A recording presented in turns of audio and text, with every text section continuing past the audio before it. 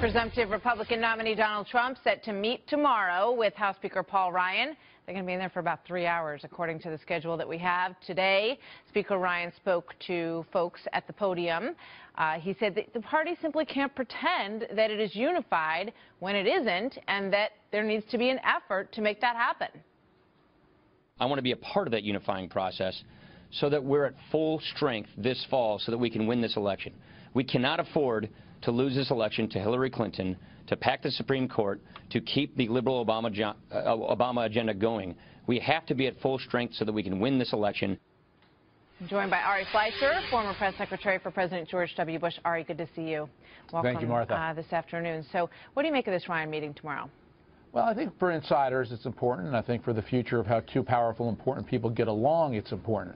I think what Paul Ryan wants to hear is that a President Trump would respect the institution of the House. He won't go around the House. He recognizes the way to get things done and permanent is through law, and that he needs a speaker to get that done. And I think what Donald Trump wants to hear is Paul Ryan say, I support you. I hope they can unify. It's going to be a lot easier to win if you have a unified party. But bear in mind, Martha, Donald Trump is winning and did well in the primaries, won the primaries, because he's an outsider, not an insider. This meeting is important to people who follow it day to day. It's not as important to the overall average person who voted for Donald Trump.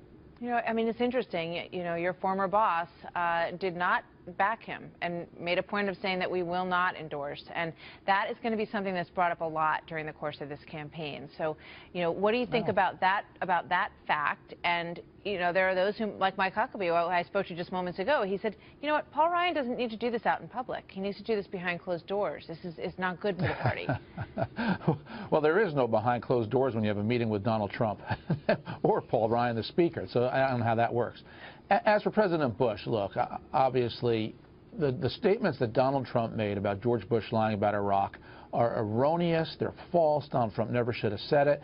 And that's a way of Donald Trump pushing away people that he should be able to get.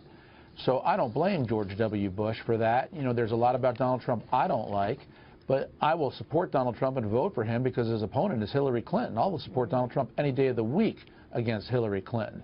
But George Bush didn't really campaign and go active and wasn't at the convention for Mitt Romney either. I think he's enjoying retirement and living in Dallas and doing the things former presidents do, including painting. Including painting, which we love to see. So in terms of the Rudy Giuliani possibility and a function that he might have, here is Donald Trump on Fox and Friends talking about a position potentially for Rudy Giuliani. Watch this. It's a real problem, not only here, but throughout the world. It's a real problem. So we'll figure it out, and we will get it going. But we have to be extremely careful. In fact, I'm thinking about setting up a commission, perhaps headed by Rudy Giuliani, to take a very serious look at this problem. But this is a worldwide problem, and we have to be smart. Good idea, Ari? Well, I do think it's an interesting sign of Donald Trump's potential evolution, that he's going to stop just answering everything for himself and start to bring on people who have some experience and expertise and do things in a more methodical way. That's a sign of a more maturing candidate. Look, I oppose his Muslim ban. I think that's not how you handle these type of situations where we can target the bad people, and that's what we should do without tarnishing an entire faith. But I like the idea of Donald Trump starting to bring on people like Rudy to lend an expert idea to what he's doing. And if he does that, he can say, here's what we've worked out, here's how we're going to handle this issue, and it will be a modifying factor. You know, once the explanation comes out about what the program actually looks like, and it becomes more clear that, as he said in the beginning, it's a temporary idea until we fix what's wrong with the system, which is what he originally said, he may get some points for that.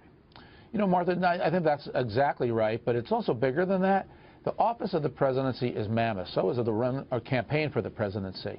And the good candidates and the good presidents figure out who they can lean on, who the smart people are that they need to incorporate and rely on and use them to figure solutions out. No president can be successful on gut and whim alone. They've got to develop a strong team around them, and I'm glad to see Donald Trump's moving in that direction, at least in this instance. All right, Fleischer, always good to see you, sir. Thanks for coming. Thank you. You bet.